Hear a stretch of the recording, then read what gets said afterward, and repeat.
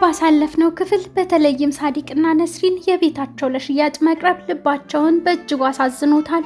ከዚህም ስሜት በመጠኑም እንኳን ቢሆን ይነቃቁ ዘንድ ሶመርና ቱርካን እራት አዘጋጅተው ቆንጆ ምሽት አሳልፈው ነበር። በማግስቱ ደግሞ ገና በጠዋቱ ቁርስ አፋቸው ለማድረግ በተቀመጡበት ኢፍራን ለሜሱት የተላከ ደብዳቤ አግኝቶ እየፈነጠዘ ይዞለት መጥቷል። ሜሱት ደብዳቤውን ነጥቆ ይዞ ቢሮጥም ማንበብ አይችልም። ምን ይሆን የተጻፈለት? በመጨረሻም እናትና አባቱ ቃል በገቡት መሰረት ዓመታትም ዘግይተው ቢሆን ከጀርመን መጥተው እንደሚወስዱት ደብዳቤ ጽፈውለት ይሆን? የሩቻንም ጥላቻ የቱርካንን ልብሶች እስከ ማቃጠል ደርሶ አይተናል። በቀጣይስ ምን አይነት የበቀል እርምጃ ትወስዳለች? ሰላም ውዶችዬ፣ ጤና ይስጥልኝ። በሀገር ውስጥም ሆነ በተለያየ ዓለም ክፍል የምትገኙ ክቡራን ተመልካቾቼ በያላችሁበት ሰላማችሁ ይብዛ እያልኩ ዛሬም እንደተለመደው ተወዳጁን የወፍ ጎጆ ድራማ ክፍል 53ን እጥር ምጥን አድርጌ ይዤላችሁ መጥቻለሁ። እስካሁን ይህንን የፕሎት ቢት ቻናል ሰብስክራይብ ያላረጋችሁ ውድ ተመልካቾቼ ሰብስክራይብ በማድረግ ቤተሰብ እንሁን። ይህንንም ቪዲዮ ላይክ ማድረግ እንዳትረሱ። ሀሳብ አስተያየት ካላችሁ በኮሜንት ብታስቀምጡልኝ ለማዳመጥ ዝግጁ ነኝ። እነ ሳዲቅ ሜሱት ደብዳቤው ከማን እንደተጻፈለት እየተወያዩ እያለ ሶመር ስልኩ ጠራ። ሶልቹክ ስለ ፋቲ አንዳንድ ነገሮች እንዳገኘ ሊነግረው ነበር የደወለው። ሶመር ምን አገኘህ ብሎ ጠየቀው። ነስሪንም አይ ሳዲቅ፣ አሁን እውነት ሶመር ሩቻንን ያሳምናታል ብለህ ታስባለህ? ቢያሳምናት እንኳን ፍርድ ቤቱ ለፋቲ ከወሰነ ሌላ ገዢ መምጣቱ አይቀርም አለችው። ሳዲቅም እስቲ ተስፋ መቁረጥ አያስፈልግም፣ ሩቻን ሀሳቧን ከቀየረች ፋቲ ብቻውን ይቀራል፣ ፍርድ ቤቱም ጥያቄውን ውድቅ ሊያደርግበት ይችላል አላት። ሶመር ሶልቹክን ገባኝ በቃ መጣሁ ብሎት ስልኩን ዘግቶ እነ ሳዲቅን አስቸኳይ ነገር ገጥሞኝ ነው መሄዴ ነው ሲላቸው፣ ቱርካንም አዲስ ነገር አለ ብላ ጠየቀችው። እሱም አይ ገና ነው፣ እስቲ ላጣራና አዲስ ነገር ካለ ነግራቸዋለሁ፣ በሉ ሰላም ዋሉ ብሏቸው ሄደ። ዳሪያ አባቷ ሳያያት ከስልኩ በወሰደችው ስልክ ቁጥር ለፋቲ ሲደውሉ ስልኩን አያነሳም። ከዛም ዶኑሽ እዛ ጥግ ላይ ያለው ካፌ እኮ ብዙ ጊዜ አይጠፋም፣ ለምን ሄደን አናየውም የሚል ሀሳብ አቀረበችና ክላስ ከመጀመሩ በፊት ደርሰን እንምጣ ብለው ተያይዘው ሄዱ። ፋቲ ካፌ ውስጥ ቁጭ ብሎ ቁማር እየተጫወተ እያለ ፖሊሶች መጥተው ለጥያቄ እንፈልጋለን ብለው አንጠልጥለው ሲወስዱት እነ ዳሪያ ደርሰው ተመለከቱ። ኦዙር ሶመር ጀልባ ላይ መጥቶ ፖሊሶች አሁን ፋቲን እንዳሰሩት ነገር ግን ብዙ ሊያቆዩት እንደማይችሉ የነገረው ነው። ሶመርም ታዲያ በቃ ቶሎ እንሂዳ ሲለው፣ ኦዙርም ቆይ እስቲ አንዴ ቁጭ በል ብሎት እናትህን ቀለል አድርገህ ባታያት መልካም ነው፣ በአንተ በጣም ተበሳጭታለች፣ ቱርካንን ከሷ እንዳስበለጥክ ነው የምታስበው አለው። ሶመርም ቱርካንንም ሆነ እናቴን በማንም አልለውጥም፣ ነገር ግን እናቴ ጥፋቷን መቀበል አለባት፣ ትንሽ ጊዜ ብቻ ነው የሚያስፈልገን አለው። ኦዙርም እኔም አውቃት ሩቻን አንዴ ካበደች ማንም አያስቆማትም፣ ቤቱን በተመለከተ ደግሞ ከዚህም የባሰ ችግር ልትፈጥርበት ትችላለች፣ ስለ ሚኔ ለቱርካን ልትነግራት ትችላለች አለው። ሶመርም አታደርገውም፣ እንደዛ ካደረገች እኔን እንደምታጣ ታውቃለች አለው። ኦዙርም በዛ መልኩ የምታጠቃ አንተን አሁንም እንዳጣች ስለሚሰማት ነው አለው። ሶመርም እኔ ራሴ ለቱርካን ስለ ሚኔ ነግራታለሁ፣ ትክክለኛውን ጊዜ ስላላገኘው ነው አለው። ኦዙርም አዎ እሱም ይሻል ይመስለኛል፣ ቱርካን ይቅርታ እንደምታደርግልህ ተስፋ አደርጋለሁ አለው። ሜሱት ሳዲቅ አባቴ እያለ ወደ ሳዲቅ ቢሮ ገባ። ትንሿን ሳጥን ይዤ መጥቻለሁ አለው። ሳዲቅም በጣም ጥሩ፣ ደብዳቤውን ስጠኝና ምን እንደተጻፈ እናንብብ ሲለው፣ ሜሱት እምቢ ሜሱት ሳጥኑን ለማንም አይሰጥም አለው። ሳዲቅም ልጄ ምን እንደሚል እንይ እንጂ ምናልባት ከእናትና ከአባቴ ይሆናል እኮ የተላከው ሲለው፣ ሜሱትም ደብዳቤው ሳጥን ውስጥ ነው የሚቀመጠው አልሰጥም ብሎ እምቢ አለው። ከዛም ሳዲቅ በቃ እሺ ስትፈልግ ትሰጠኛለህ አለው። በፋቲ መታሰር ለጥያቄያቸው መልስ ያላገኙት እነ ዶኑሽ ሰርዳርን አባትህ የልጆች ሐኪም እንደመሆኑ ስለ ፋቲ ልጅ ሊያውቅ ይችላል በሚል እንዲጠይቅላቸውና እንዲያጣራ ነገሩት። እሱም ተስማማ። ዳሪያ ሀካን ሲያልፍ አይታው ሰላም ልትለው አስቆመችው። እሱም ሰላም አላትና ትምህርት እኮ ሊዘጋ ነው አላት። ዳሪያም ታዲያ አንተ ቢያንስ እስከ ምርቃት እዚሁ ነህ አይደል እንዴ ብላ ጠየቀችው። ሀካንም አላውቅም እስቲ እናያለን አላት። ከዛም ዳሪያ እሁድ ከፈተና በኋላ እንገናኝ ስትለው ሀካን ጃናንን በቅርብ ርቀት አያትና ዳይሬክተሯ ጠርታኛለች፣ ቶሎ መሄድ አለብኝ፣ በቃ ቻው ብሏት ሄደ። ዳሪያ ግን የሀካን ነገር ግራ አጋብቷታል። ሶመር ሚኒ ስትደውልለት አነሳውና ከሆስፒታል ለመውጣት የሚያስፈልግሽን ነገር እንዲያደርግ ሶልጁክን ላኩልሽ አይደል እንዴ? ምን ፈለግሽ አላት። ሚኔም አንተ ራስ የምትመጣ መስሎኝ ነበር፣ የልጅ አባት ሶልጁክ ሳይሆን አንተ ነህ፣ ከጎናችን መሆን አለብህ አለችው። በነገራችን ላይ ሩቻንን ላለመክሰስ ወስኛለሁ አለችው። ሶመርም አስፈራራችሽ አይደል ሲላት፣ እሷም አይ እንደዛ አይደለም በራሴ ነው ይቅርላት የወሰንኩት፣ ያው ልጅ እህቴ ብሎ ይጠራት የለ አለችው። እሱም አይ በጣም ትልቅ ልብ ነው ያለሽ ማለት ነው፣ በቃ ሌላ ነገር ከሌለ ቻው ብሎ ስልኩን ዘጋው። ፋቲ እስር ቤት ውስጥ ሆኖ ለምን እንደታሰርኩ ንገሩኝ፣ አለበለዚያ ቅሬታ ማስገባቴ አይቀርም እያለ እየጮኸ ነው። በመጨረሻም ሶመር መጣ። እንግዲህ አጎቴ ስላንተ ትንሽ ነገር አውቀናል። ጀርመን ውስጥ ደንበኛ ወንጀለኛ ነበርክ። ስላጭበረበርካቸው ሊቀጡ የሚፈልጉ ብዙ ሰዎች አሉ አለው። ፋቲም ታስሬ ነበር፣ ቅጣቴንም በበቂ ሁኔታ ጨርሻለሁ አለው። ሶመርም ቢሆንም ግን አሁንም ቢሆን የሚፈልጉ ሰዎች አሉ፣ ለዛም ነው ከጀርመን ሸሽተህ የመጣኸው። በዛ ላይ ከአንድ በላይ ወንጀል ነው የሰራኸው። ከፈለክ እዛ በርሊን ወይ ደግሞ ሃምቡርግ የሚፈልጉን ሰዎች እንደውልላቸው። ከየትን ጀምር? ለኔ ችግር የለውም፣ አንዱ ጋር ብቻ እንኳን ከደወልን ይበቃሃል አለው። ፋቲም ጨረስክ ሲለው ሶመር ድርሻህን ሽጥልኝ፣ እንዳልኩ ከሚገባ 2 እጥፍ እከፍልሃለሁ። ማን ያውቃል፣ ምናልባት የራስን ቤት ገዝተህ ዕዳዎችን ሁሉ ከፋፍለህ አዲስ ህይወት ምዕራፍ መጀመር ትችል ይሆናል። ምን ይመስልሃል አለው። ፋቲም አዲስ ምዕራፍ ዋው! ጠበቃዬ ቤት ውስጥ ሰው ከኖረ ለኖረበት እያንዳንዱ ዓመት የቤት ኪራይ መጠየቅ እንደምችል ነግሮኛል አለው። ሶመርም የምር ገንዘብ ትወዳለህ፣ ተስማምቻለሁ። ከዚህ በኋላ ጠበቃዬ ጉዳዩን ይከታተላል፣ አንተም የፈለግከውን ማድረግ ትችላለህ። ለፖሊሶቹም ጊዜያቸውን ስላባከንክ ይቅርታ ትጠይቃለህ ብሎት ሄደ። ሶመር ቱርካን ጋር ደውሎ ውዴ አሁን መተንፈስ ትችያለሽ፣ ሁሉም ነገር ተስተካክሏል አላት። እሷም እናትህን አናገርካት እንዴ ተስማማች ብላ ጠየቀችው። አይ አጎትሽ ነው የተስማማው፣ የድርሻውን ገንዘብ ይውሰድና ኬሱን ይዘጋል አላት። ቱርካንም በጣም ደስ አላት። አጎቴን ግን አላምነውም፣ ለጊዜው ይሆናል የተስማማው አለችው። እሱም አይ አታስቢ፣ በደንብ ነው የተነጋገርነው፣ በእንግዲህ መልካሙን ዜና ለሁሉም ንገሪ ብሎ ስልኩን ዘጋው። ቱርካንም በደስታ ጥርስ በጥርስ ሆና ለእናቷ ከእንግዲህ ማንም ቤታችንን አይወስድብንም፣ ሶመር አጎቴን ድርሻውን ወስዶ ኬዙን እንዲዘጋ አግባባው አለቻት። ነስሪንም በደስታ አቀፈቻት። ከዛም በቃ ለአባታችሁ ልንገረው ብላ ስልኩን አነሳች። ሩቻን ጠበቃዋን ምንድነው የሁሉ ፕሮሰስ፣ መቼ ነው ሰነዱን በእጄ የማስገባው ብላ እየጠየቀችው ነው።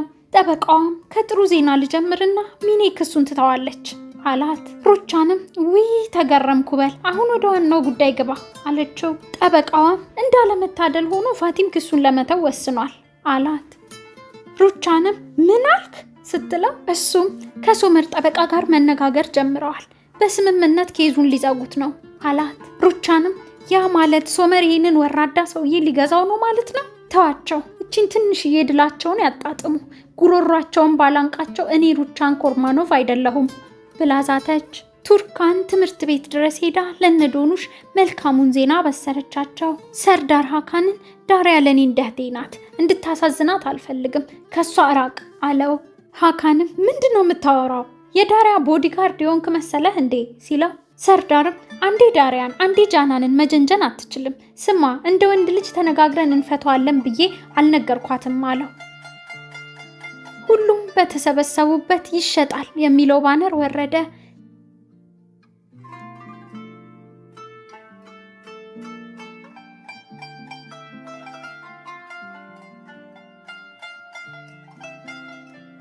ነስሪን እስካሁን ሁሉም ነገር መልካም ነው፣ አሁን ያንን ሁላ ገንዘብ ከየት ነው የምናመጣው ብላ ተጨነቀች። ሰርዳር አባቱ ጋር ሄዶ አባቴ ፋቲካ ላንዳር የሚባል ሰው ታውቃለህ? የዶኑሽ አጎት ነው ብሎ ጠየቀው። ይሄ ዱርዬ ምን ሆነ ደግሞ ሲለው ይሄን ሰውዬ ከድሮ ጀምረህ የምታውቀው ከሆነ ልጅ እንደነበረውም ታውቃለህ ማለት ነው፣ ልጁ የት ነው ያለው ብሎ ጠየቀው። ሰርዳር ከአባቱ ጋር ከተለያየ በኋላ በሀሳብ ተውጦ ነበር። ሶመር እና ቱርካን ፓርክ ውስጥ ፒክኒክ አዘጋጅተው ደስታቸውን እያከበሩ ነው። አንድ ትንሽ ልጅ ፊኛ ይዞ መጣና እህቴ ይሄ ላንቺ ነው፣ ይሄ ወንድሜ ሊያገባሽ ይፈልጋል አላት። ቱርካን ፊኛውን ስትቀበለው ጫፉ ላይ ቀለበት ታስሯል። ሶመርም በልጁ ሐሳብ በደንብ እስማማለሁ አለ። ቱርካንም እሺ እያለች ፊኛውን ለቃ ሶመርን ሳመችው። እሱም ቀለበቱን ጣቷ ላይ አጠለቀላት። ከዛም ሁሉም ነገር እንደ አዲስ እሑድ ዕለት ዳሪያ ከፈተና ስትመለስ ለማክበር ተስማሙ።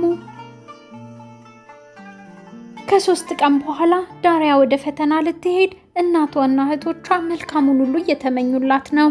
ቀስ ብለሽ ስሪ፣ እንዳትቸኩይ፣ መልካም እድል፣ እንተማመንብሻለን፣ ፈጣሪ ካንቺ ጋር ይሁን አሏት። ሳዲቅም በመኪና ይዟት ሄደ። ቱርካን ስላሰቡት በወዳጆች መሃል የሚደረግ ትንሽዬ ሰርግ ለእናቷና ለዶኑሽ ነገረቻቸው። ነስሪን ጎመን ውድቆባት ልታነሳ ጎንበስ ስትል የቱርካንን በፈላ ቡና የተለበለበ እግር አይታ ይህ ምንድን ነው? ምን ሆነሽ ነው ስትላት ቱርካን ምንም ቡና ድንገት ተደፍቶብኝ ነው፣ ምንም አልሆንኩም ብላ ዋሸቻት። ነስሪንም አትጠነቀቂም እንዴ? ትልቅ ሴት አይደለሽ እንዴ? ብላ አዘነችላት። ቱርካንም ምንም አልሆንኩም፣ አሁን ይድናል፣ ይልቅ ስራ እንከፋፈል፣ ለሰርጉ እቅድ እናውጣ ብላ ወሬ ያስቀየሰች። ዶኑሽ አክስቴ ብትኖር እኮ ሁሉንም ምግብ ትሰራ ነበር ስትል ነስሪን ካሁን በኋላ አክስት የለሽም፣ ሁሉንም ራሳችንን እንሰራለን ልጄ አለቻት። ቱርካንም እናቴ ተጣልታችሁ ልትቀሩ ነው እንዴ ስትላት ነስሪንም በዚህ ጣልቃ አትግቢ ልጄ፣ የኛ ችግር ነው አለቻት። ሳዲቅ ዳሪያን ትምህርት ቤት አድርሷት እንድትረጋጋ የመከራት እያለ ነዛት ደርሳ በነጭ መሐረብ የተጠቀለለ ሩዝ ሰጠቻት። ሌሊቱን ሙሉን የጸለይኩልሽ፣ ፈተናሽ ቀላል ይሆናል፣ እቺን ሩዝ ዋጥ ዋጥ አድርጊ አለቻት። ሂክመትም መልካም እድል ተመኘላት።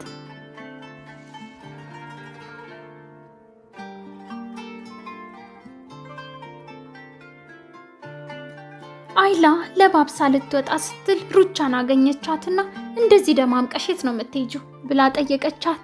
አይላም አንድ ዘመዴ ልታገባ ነው አለቻት። ሩቻንም እዚህ ዘመድ አለሽ እንዴ ብላ ስትጠይቃት ጓደኛዬ ናት፣ ያው ቤተሰብ በያት ብላ እየተንተባተበች ወጣች። ኢፍራን ሳይክሉን ለሶመርና ለቱርካን አስጊጦ የግቢያቸው በር ላይ እየጠበቃት ነበር። አይላን ሲያያት በጣም አምሮብሻል ሲላት እሷም አመስግና አንተም እንደዛ አለችው። ከዛም ወይዘሮ ሩቻን ሳታየን ቶሎ ከዚህ መሄድ አለብን ብለው ሳይክሉ ላይ ጫናትና እያንኳኩ ሄዱ። ሩቻን ጩኸቱን ሰምታ ስትወጣ ሳይክሉ ላይ የተጻፈውን አየች።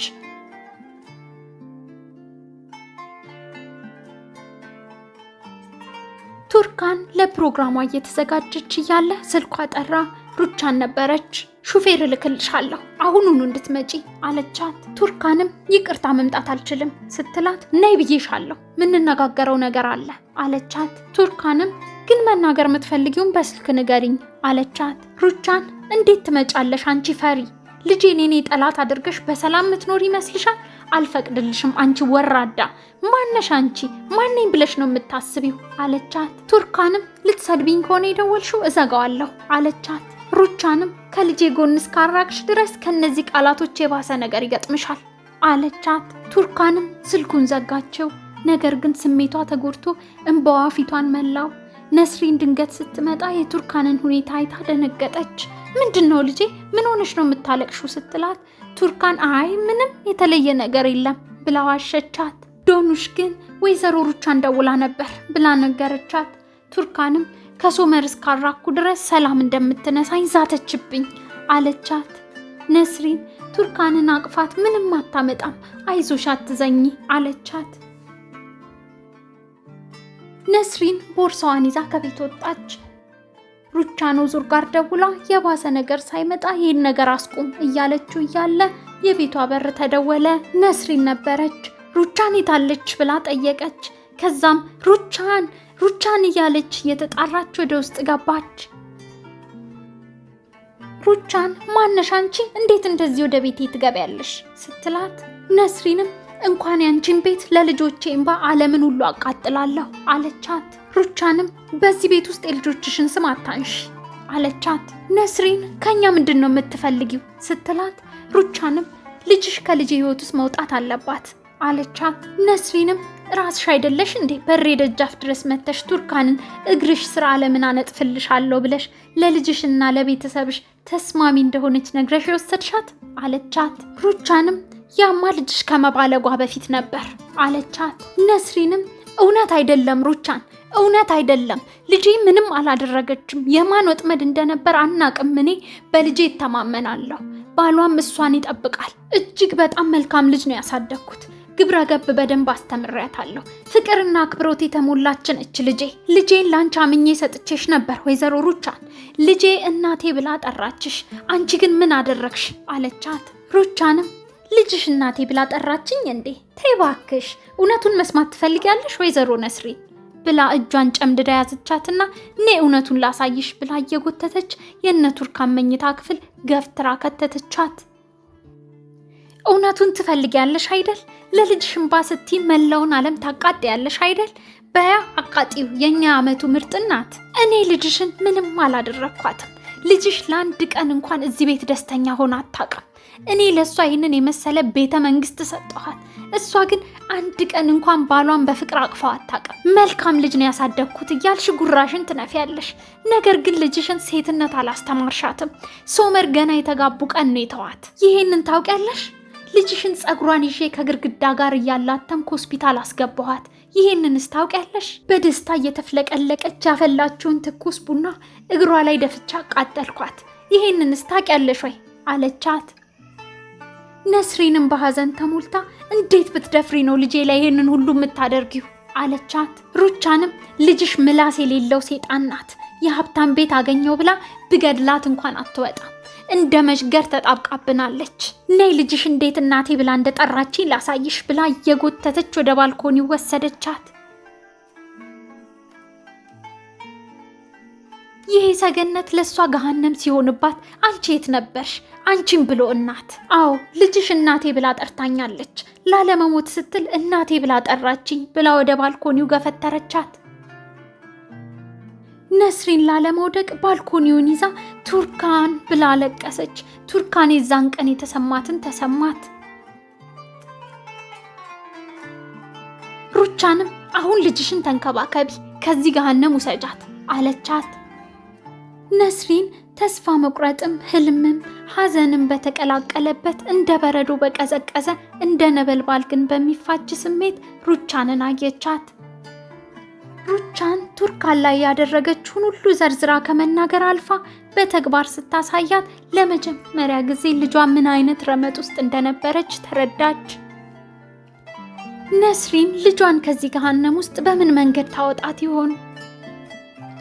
ሶመርንስ ከእንግዲህ እንዴት ታየዋለች? ቤታቸው እየተደገሰ ያለው መጠነኛ ሰርግስ? ፋቲ ቤቱን የማሸጥ ሐሳቡን የተወው ቢመስልም እየጠየቀ ያለው ገንዘብ ግን በነስሪን አቅም የሚቀመስ አልመሰላትም። በእንቅርት ላይ ጆሮ ደግፍ ሆኖባታል። ውዶችዬ በዚህም የዛሬው ድራማ ይጠናቀቃል። ቪዲዮውን ላይክ ማድረግና ቻናሉን ሰብስክራይብ ማድረግ እንዳትረሱ። በተጨማሪም ያላችሁን ማንኛውንም አስተያየት በኮሜንት አሳውቁኝ። በሚቀጥለው ክፍል እስክንገናኝ ቸርን ሰንብት።